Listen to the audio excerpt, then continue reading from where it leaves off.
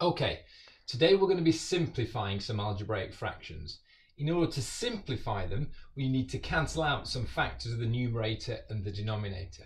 There's a great temptation to start factorizing straight away, maybe factorizing an x squared there, but you can't do that. You can only cancel out factors. So before we do anything, we have to factorize the numerator and the denominator of the fraction if possible.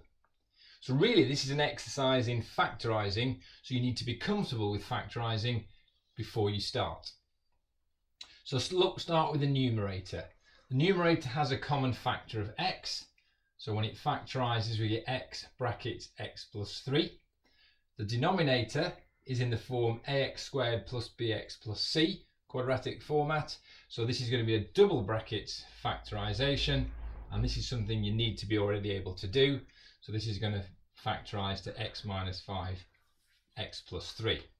In order to simplify, you have to have a factor that's the same on the numerator as on the denominator. In this case, I have an x plus 3 here and an x plus 3 there. Those will cancel out because x plus 3 divided by x plus 3 is 1. So we're left with x over x minus 5, and that's as simple as we can make it. With the second example, the same procedure. The top I'm going to factorize into double brackets, x minus 3 x plus 2. The bottom one, hopefully you recognize as a difference of two squares factorization, because x squared is a square and 4 is also a square.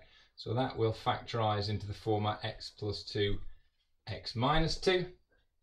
And you can see I've got an x plus 2 on the numerator and denominator, so those will cancel out. And I've got x minus 3 over x minus 2. You can't do anything more with that. Don't try and simplify any further. That's finished. The final one, the numerator has a common denominator this time of 2x. So if I take a 2x outside the brackets, I'm left with x minus 3. Now the bottom this time, the coefficient of x squared is greater than 1. So it's a slightly more difficult factorization. It's double brackets again, and it's going to be 3x and x. You may use an extra method here. I sometimes call it the AC method, so you may have to refer back to that.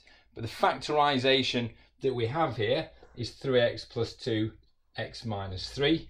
Once again, the numerator and the denominator have factors of x minus 3, so they will cancel out. So our final simplified fraction is 2x over 3x plus 2.